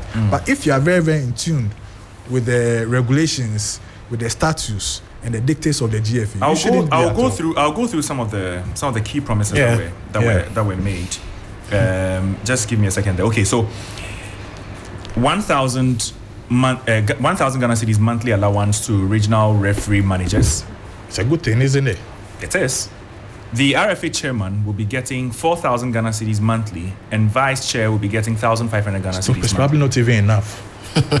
the GFA will invest 300,000 Ghana cedis on referee fees for clubs. You know, when this GFA administration took over, there was a backlog of refereeing fee that we've not paid over. I mean, years. I think that is a step in the right direction. Very good. We all knew what the system was before, very good. and we knew what the issues would be and where, and It's what very led good. to the It's very, corruption very good. and then bribery. Yeah, it's very good. We need even more. Division 1 clubs will each get 80,000 Ghana cedis next season as incentives. It's very, very good jump. They are getting From 30,000. They are getting 30,000 from a sponsorship pocket. They are Yeah. going to get 80,000, which is very, very good. But we need more. The GFA will continue to absorb all referee fees for the upcoming season. They and are, I think they are doing it already, and they are continuing. Yeah. 200,000 Ghana cedis to be invested in Catch Them Young referee It's policy. probably not even enough if you look at the numbers of the academy. 100,000 Ghana cedis to be invested in Colts football. Not enough at all. Woefully inadequate. But that's what we have. Ex-national team players will get 50% discount on all coaching costs. I wish the GFA could have extended this, not only limiting it to ex-footballers, but again, resources. FA to give 100,000 Ghana cedis for the purchase of footballs for all regional competitions. Not enough. The plan to have a coordinating office in Accra to oversee the work of the RFAs. Long overdue. It's good that we are doing But it. where's the money? Where's the money come from? So 2 questions. Yes. One Yeah. is what he, and that would have been my second question anyway. Yeah. Where the money is coming from. Very good. The first is, when you look at these promises or these things that the FA, the projects that the FA wants to undertake, how is this supposed to make the membership happy? I'm surprised you're asking this question. You know why I'm asking? Okay. Because, again, these seems very basic in 2023. That's the disconnect I'm talking about. Kelvin expects that clubs, GPL and Division 1 clubs, Yes. need to rely on the FA for these basic things. That's where you're getting it wrong. 80,000 Ghana cedis the whole season That's where you're getting it wrong. as incentive. That's where you're getting it wrong. It's not as if the clubs are heavily reliant on these things from the FA. These are supports being extended to member clubs. Get the decision. Without these things, they will play anyway. But for Aquata not played the last season, I heard their CEO say they invested about 400,000 Ghana cedis into their campaign For the season alone. Yeah, the FA support was only 30,000. So still, the biggest financiers of clubs is not the GFA, it's the clubs themselves. This is support coming out of the hard work of the Like the I mentioned, FA over a period of incentives, time and so- giving to them. So that it is support being extended. It's not as if the clubs are heavily reliant on this thing. They are going to spend anyway. If this is coming, it's just coming to support and ease the burden on the clubs. That's what it is. That's how you should see it. That's why I keep saying I keep talking about the disconnect. You people think that we should be running football like we see on DSTV. That's the ultimate. So the FA, these are promises to support the membership, right? These are not mere promises. These are things that have been captured in our budget, for instance. I don't know whether you've gone through the budget for the year. The projections that they've made. Is there any truth in the fact that this being the last Congress before, the last ordinary Congress before the election, that this was a perfect rally platform for Ketokweku? Then he started his rallying, I think 3 years ago then, because at his first Congress he promised certain things also which he delivered. I remember the last Congress, which wasn't his last Congress, the last but one Congress. He promised the boots. In Pram Pram. He promised 30,000 to Division 1. He promised some support to Premier League clubs. He fulfilled all those things. So would you say he was also campaigning then? Then if we all agree he's campaigning, he started campaigning 4 years ago. But the difference is about 90% of his submission was about promises. No, This that's time. why I keep referring you. It's usual. It's very, very normal. Okay. The GFA has worked so well over the period, and I've realized some windfall based on the hard work that they've done. Kudos to them. It's not easy raising revenue by 200%, 300%. It's post World Cup season, so The World Cup funds have not even been factored in these. your promises are not based on money you have in your account alone, is it? Yes, that's what I'm saying. So that I'm just they saying. work so I'm just well. saying the accounts can also mean Exactly. that you are making promises based on projections. Exactly. So they've worked so well that they've made certain windfalls. And like I told you, in the status, they are bound by our regulations to ensure that whatever windfall they realize, aside the operational cost and all that, thing, must be applied towards the benefit. Oreko, you wanted to make a membership. point. So if the GFA, for instance, make $200 million and they take out all the costs, what will be left must not go to the bank because it's not a profit-making organization. It must be applied to. That's what they are there for. You are team, and this is the last question on the Black Stars. We moved on from there, but I want to go back because this just came back. Chris Hughton, are you satisfied as team manager? I'm asking because. Yes. I mean, we Otuado had a brand of football. Maybe I'm not getting exciting. you. Maybe exciting. I can even answer for him. He himself is not satisfied. Okay. I can even answer for. It's terrible. I don't think it's No, terrible. it is. It is. It's terrible. It is. Aminu. That's- Aminu. Maybe you watch in the stadium and maybe you don't. it's Maybe Okay, you don't maybe- get the same okay, picture. Okay, maybe some of us no. watch on TV. Maybe also would get. maybe because I'm biased in a way because I know what goes on behind the scenes that culminate into the 90 minutes that you see, and you can comfortably say it's terrible. Results, but I will not be able to performance, and I'm saying that style of play. and I'm saying that he himself is not happy. He can't be happy. Of course, Ghana, when we go out to play with pedigree or another, we want to go and display some very, very good. That draw was just a few days ago. Yes. And we saw Madagascar, we saw Comoros, Yeah. and suddenly people were scared. Exactly. Comoros. Yes, Yes. that's true. Madagascar. Yeah. Charlie, that day, the way they Mali. strip us for the stadium, eh? Yes, but before 2006, when we first qualified to the World Cup, that's always been the situation. Between 2006 till now, bar 2018, which I even think it was self-inflicted, we've always showed up when it matters most. When it comes So to you think World they're Cup. qualifying? Or what's your point? That's the wish. The wish is for us to work very, very hard to qualify the country. We want to qualify. We want to be But there. the confidence of the football people, the football fans, It's understandable. is extremely low. It's understandable based on recent results, which I acknowledge, which I agree with you. In fact, when I saw it, I was hoping that we avoid certain clubs. Why would I be hoping that we avoid certain nations? If I believe that but that's football for you. We've not done well in recent times. That has accounted for the low confidence. But we know that if we turn the tide and we start performing, the confidence will be back. One of the biggest things Ketokriku has done for this Black Stars is to speak on the nation's behalf and get some of our boys outside of Ghana, our foreigners. All of them. I don't want to start mentioning this, but there are so many. And I think that it's a step in the right direction. I mean, you have these nationals playing elsewhere, and they can play for different countries, but for your intervention. How would you say this has impacted us positively compared to when we were relying on the boys from our local league? I've always believed in this strategy because it's in tune with even the national constitution. Equal opportunity for every Ghanaian, no matter where you are.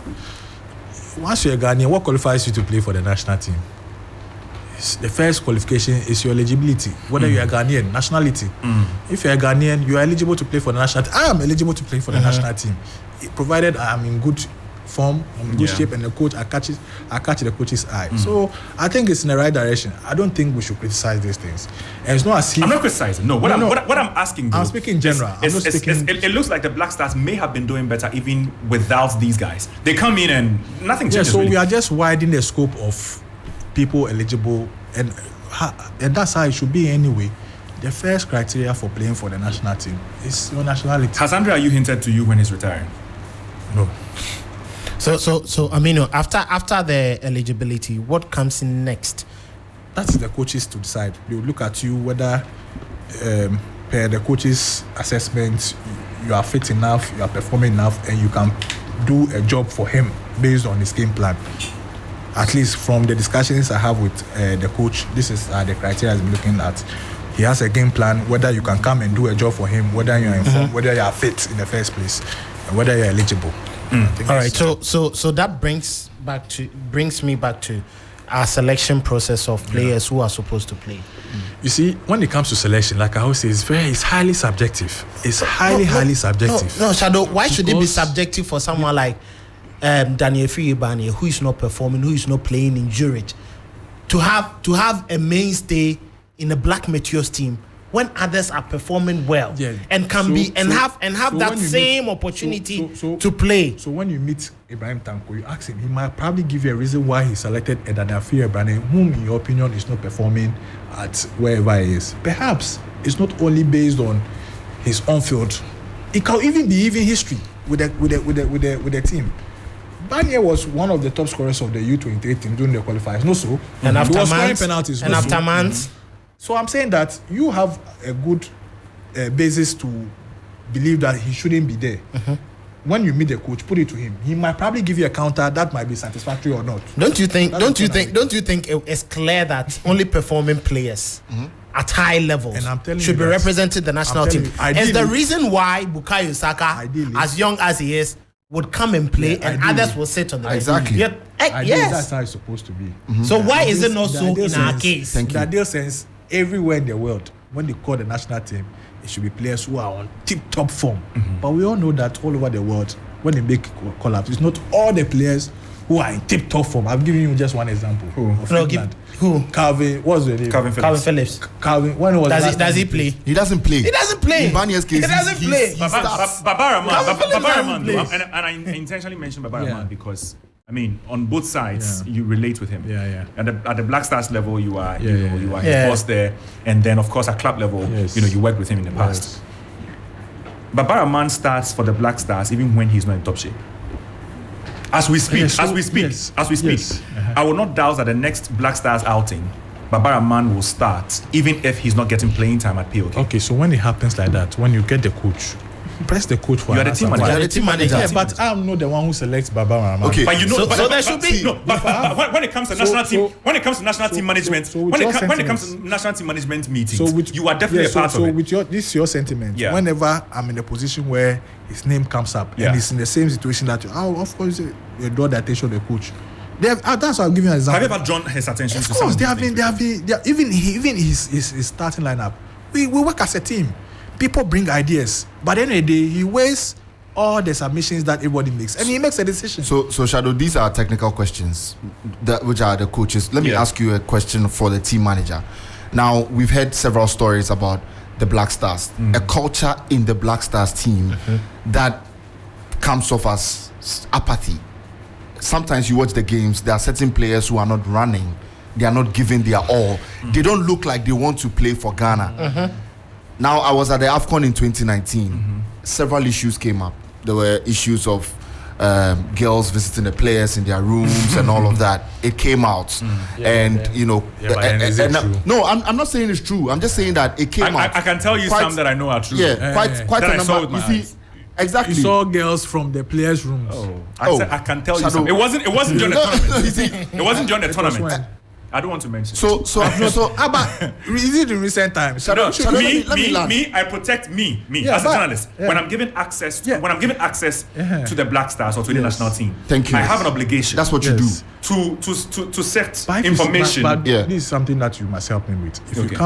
If you get into such privileged positions and you come across something that you think is not good, please draw my attention. I mean, this year, since you took over, I haven't been around the Black but I'm just Stars. saying that in case you come across something like that, please draw my attention. If you think it's not good for us, draw my attention. I will. But Shadow, so all I'm saying that's the road that I want us to play. All of us have a road to play. They are saying, so there's a culture in the Black Stars where it doesn't look like these players actually want to play for the country. Some level of apathy, some level of arrogance, adoncarism, arrogance within the Black Stars.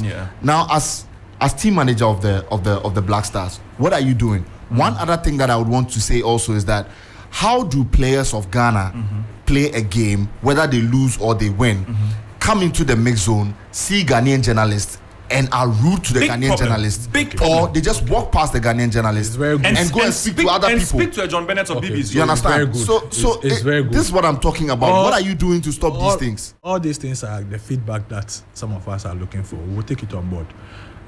What we need to do as managers is try to conscientize these players about the fact that they are in a national team setup. In a national team, it might not necessarily be a club setup.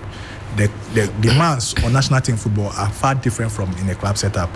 And the behavior, and for me, that's one thing that I want to be able. It's not about even winning a trophy for the country or being part of a team that wins a trophy. Thank you. I want in my era as team manager that the Black Stars will be clamored for, as I did back in 2008 when I was chasing the Black Stars bus on this way to the Accra Sports Stadium. You don't get the same vibe lately. Exactly. Yeah. That is what I want us to do, and I get it that it's heavily influenced by the behavior of people around the team, not only the players. Everybody around the team. The behavior is what filters into this kind of sentiments, and I want you to help me whenever you see something that draw my attention. Ours is to always conscientize the players and make them understand that this is a national team. these are the demands of national team football, and you must live up to these demands so that we don't get this kind of Shadow, one more thing. apathy. One more thing.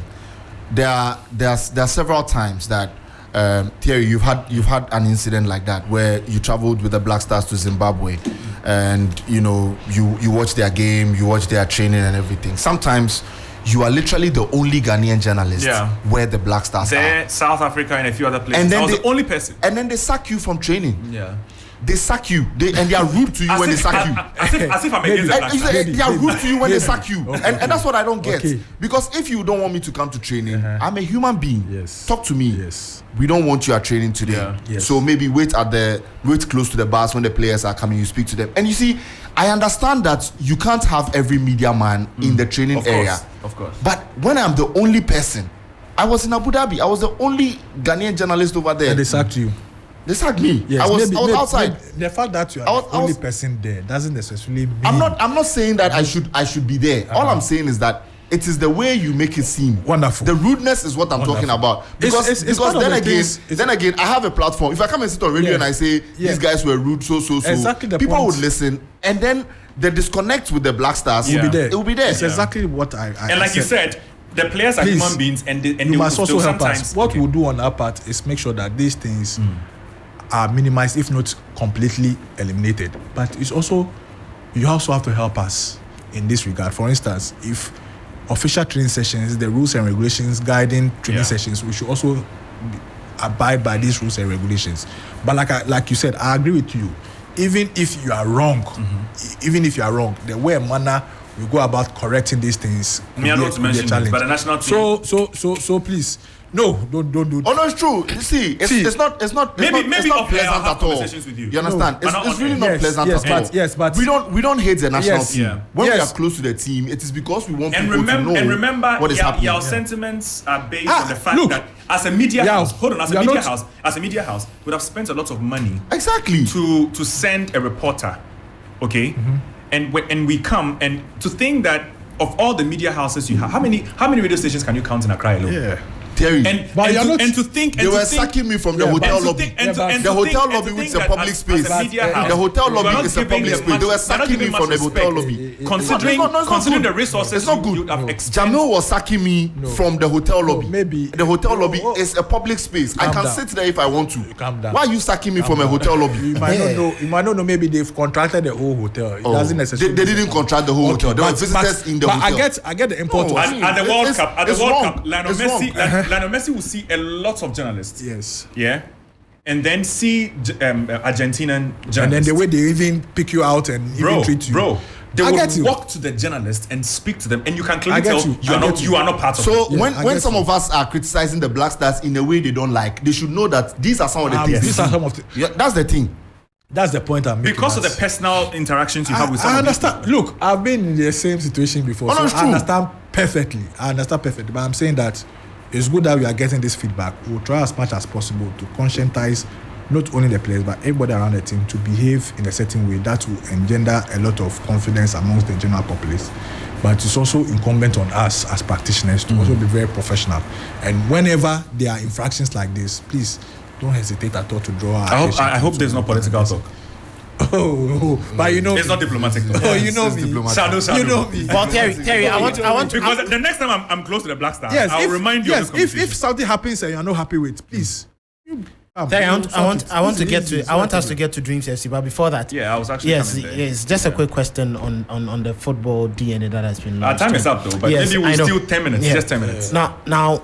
You look at the coaches. Today you're stealing our time. You look good. You look at the coaches that we have in the Black Stars and even our technical director, and if you know their backgrounds very well, highly defensive. I don't know about George Watson, but I know about Didi Dramani because during his time, I think Kelvin will be a coach. No, during his time at Santiago, he was focused. And he even made mention of it when he was handling the Black Maidens and then Princesses. I think was it the Maidens or the Princesses? Didi Dramani. It was the Princesses. Yes, excellent performance outside before Ivan Sadote tried to better it. Chris Hughton, we know, highly defensive. If I don't score, you don't score. I don't know about George Boateng and his ideas and his philosophy. Maybe Oreko knows him better and can tell. Now, with the football DNA that we have, I think Kes spoke about multi-system and then later agro. Sports Ultras. What is the style? How is it going to look like? And with the coaches that we have at this top level, how are we going to develop our individual players to suit that style of play? And do we have the coaches? Have a question on the DNA, but yes, after you answer this. Do we have the coaches or our coaches in line or in tune with this style of play or the DNA that we have developed at this moment? Which that is even speak of how to develop an individual. Okay, I think one thing I said, and one thing was very, very clear about this DNA is that the effects of this DNA will not be immediately felt. Oh, of course. We are even yet to start proper implementation of the DNA. But then the DNA captures the strength and weakness of a Ghanaian player as we know it. We are very, very strong physically. We have some technical abilities. An ideal Ghanaian player has a very good level of speed and all that. How do we combine these things into something that fits into a system? So yes, it has to take a lot of training, which is part of the implementation phases. A lot of training, a lot of retraining also. So people who are in a certain mindset, of course, you can still be defensive and play attractive football. Who said being defensive doesn't mean you can't play attractive football? There are people who even say the best way of defense now is not to defend. It's to attack. It's to hold possess. the ball. It's to keep the ball. Possession means what? You are developing the pattern of play which might be attractive. So it doesn't necessarily mean if you are defensive, you can't play a certain appealing level of soccer. So it will take time. We are yet to begin the implementation. I'm sure you'll be called upon at one point or the other to see what is in there. Yeah, we'll come because we need to know because the document does not take a look at when you look at the French football philosophy.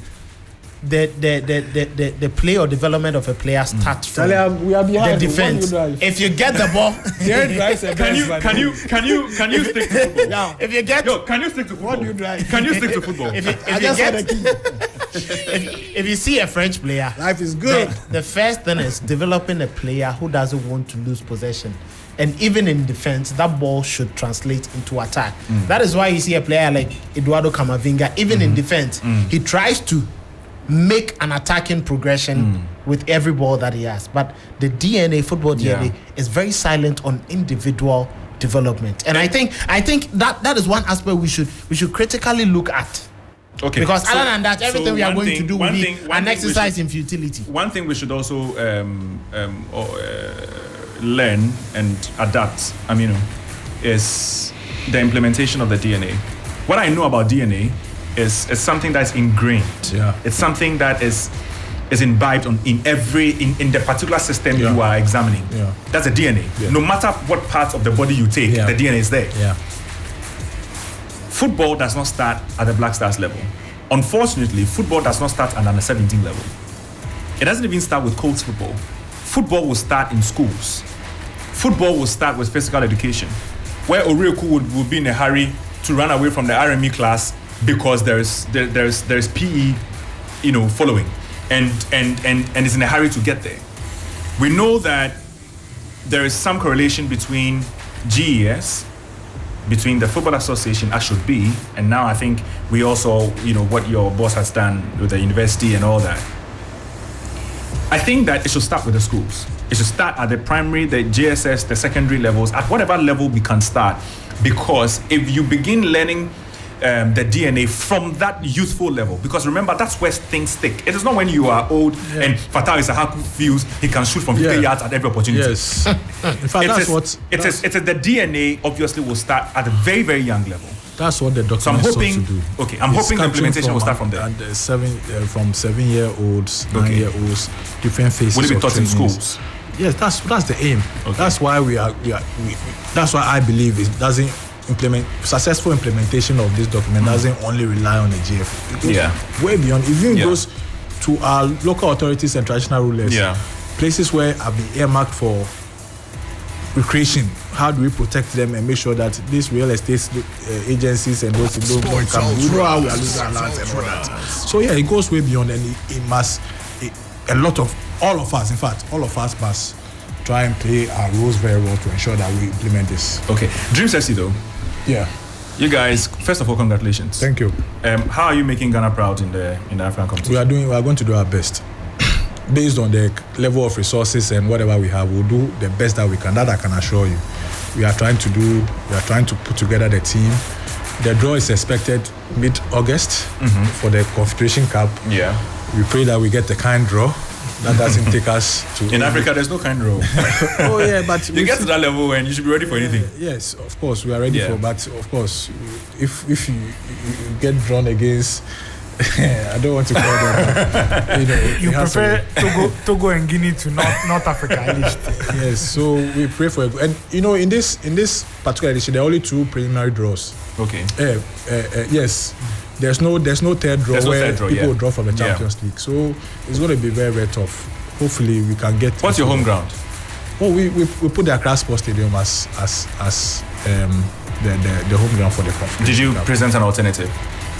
Not at this stage. At this stage of the competition, the preliminary stage, the rules are not as stringent as when you qualify to the group stage. When you qualify to the group stage, will be left with only two venues. That's the Cape Coast Stadium and the Baba Yara Stadium. In fact, when you progress to the semi-final, there's no venue in Ghana that can host a semi-final game per CAF's licensing regulations.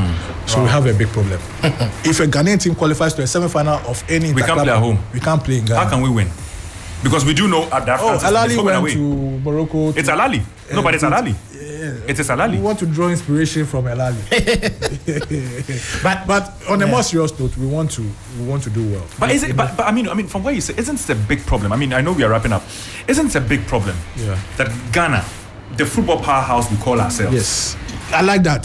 The football powerhouse we call ourselves. That we cannot present decent pitches. Yes, for CAF competition. Yes. This is just a CAF club competition. Yes. I mean, with all due respect, we do know that it doesn't even match up to the UEFA standards. It's a problem. It doesn't match up to the FIFA standards. It's a problem, and that's why I want us to not only limit the discussion to GFA and football people. It goes way beyond us. If we say we are a football nation. We need to give meaning to it. Yeah. We can't just say we are a football nation and just be saying it by mouth.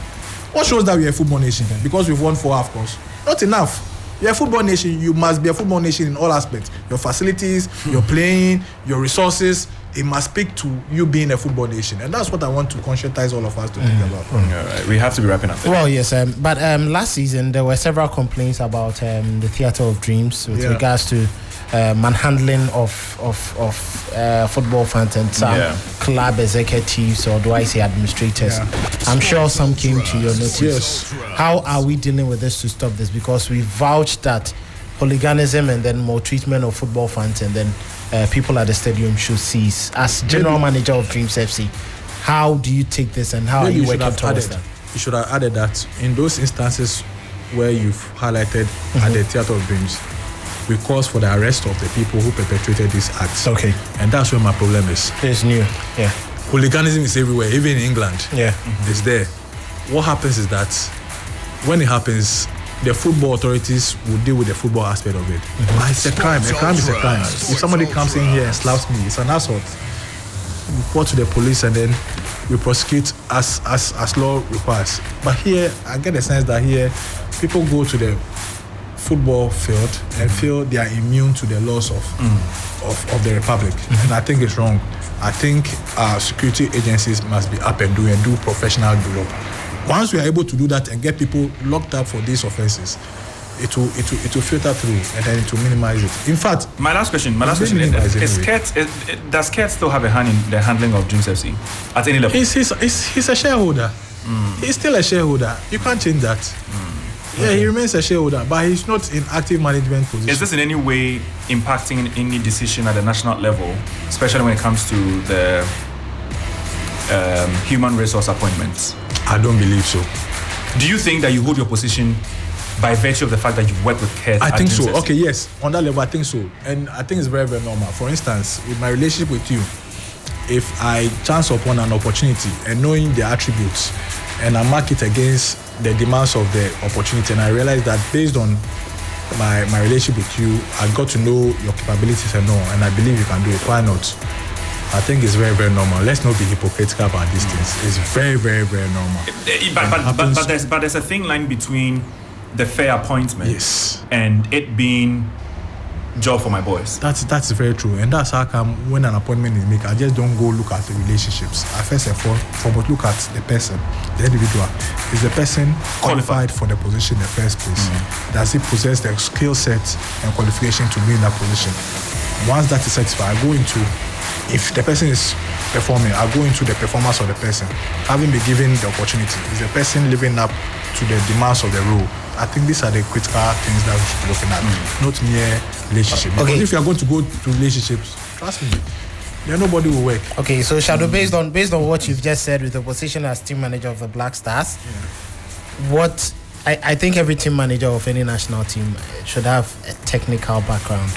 That's what you do you hold it? That's what you feel, but I've seen the demands of the job. It doesn't necessarily need. But you say you sit. But do you have any form? You say you sit with Chris to discuss technical decisions. Do you have any form? If you have technical knowledge, it's an added advantage. I won't lie to it, but it doesn't necessarily mean. And that's how come sometimes criticisms from people like you find this way. Or do we have a different? Sometimes you need people with the outside view, not necessarily box into the technical aspects. People with. But in that position? Yes. That's why I said it's an added advantage if you have technical idea. And the fact that you are even around football 247 gives you some level. You pick an idea or two about football. You are around it all the time. You learn something. You don't necessarily have to go through formal education for you to be, But I agree, if you have that, it's another advantage. I won't lie about that. But the main demands of the job is purely not technical, it's managerial. Managerial. Yes. Administrative, you mean? Yes. Administrative, managerial. So when you face Chris and you question him about a certain tactic or a selection, I don't question him. Sometimes I ask him, I inquire. Why this? Yeah, that's questioning technically. I think if you go this way, then he might give me a counter. Does he not counter looking at you in a very derogatory way? What locals do you have? Chris. You don't know what I know. Chris is a team player, believe me, and I think if he continues that way, he will be very, very successful. And that's one thing I learned at Dreams FC. The tea lady sits in management meeting. The lady who serves as tea sits in management meeting. Sometimes she doesn't talk, but when we go around the table, you must say something. Football ideas are all over the place, especially when you are into it 247. You are related to it one way or the other. And sometimes it's also good to get the outside view of things. You might be in a situation, the fact that you are there might cloud your judgment. If you get an outside view, it might maybe alert you to certain things that you are probably missing. So it's good. Very good. Final words. You've been close to the Ghana Football Association for the first term, which is coming to an end pretty shortly. If I pushed you to the wall and asked you to rate the performance of this effort, your man says he says he doesn't like scoreboard, but this one you must answer. The FC. Based off the comment of members saying you've overachieved. What do you think? The administration has done extremely well, considering the circumstances under which it operated. And everybody who was going to take over from normalization was bound to face serious challenges anyways. And this was also compounded by the global epidemic, the COVID-19. It's and the mere fact that they're able to even increase revenue in this situation, for me, is thumbs up. I know the results of the field of play has not been great, and sometimes we tend to judge administrations based on the end results. But like I said, it will take time. It's a process. Perhaps, and then with the benefit of time, the benefit of hindsight, we're given opportunity again, certain decisions that have proved to be counterproductive will not be taken. People make mistakes, it's not perfect. Like I said, he admitted it at Congress.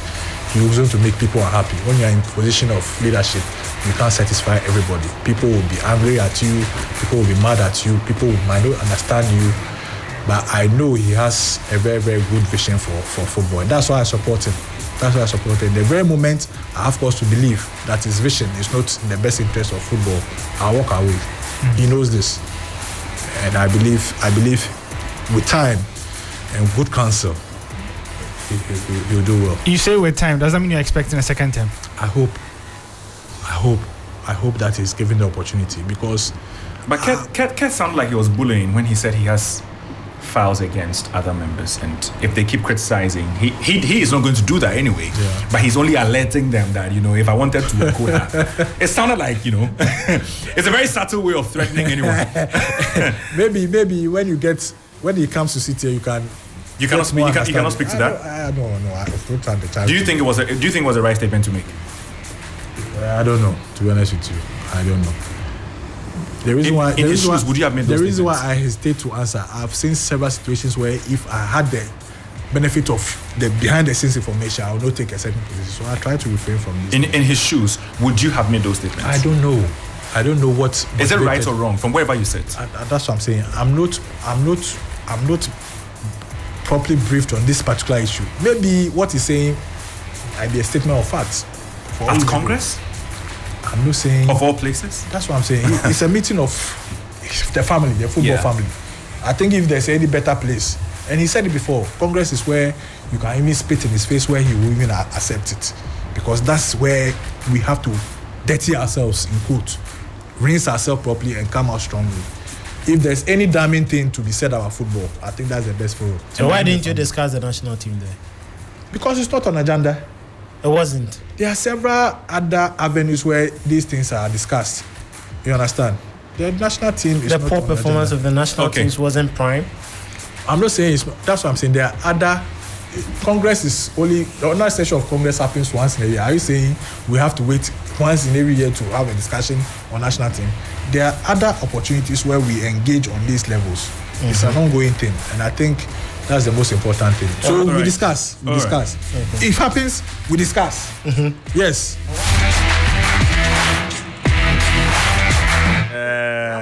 Almost 2 hours. Are we finished? We have finished. Oh, please. Our time ended 20 minutes ago. Today we have to do all night. We have done 20 minutes extension. You see Osofo behind me? We have to do Osofo is here to do worship. Osofo today, people want to hear sports.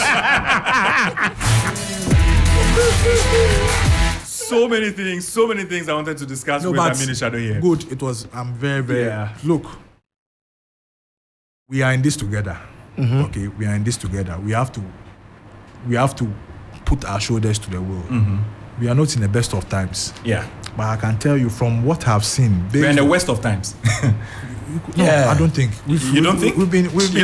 We've been in much. Ghana Premier League, terrible attendance. Yes. It wasn't even touched on. Yes. At Congress. It's not peculiar to only Ghana. Italy, of all places, they're experiencing the worst ever attendance in their league. 300% better than Ghana. Yeah, you can say that. We need to interrogate these things. The president said it in the last Baton Congress that it should be a concern for club executives why people are not patronizing our game. I don't think we are doing well enough as club executives to woo our fans. It's something that we'll discuss. Anyway, our time is up. Yes. Let's respect the time of Osofo yes, as well. So I'm very, very happy. Yeah.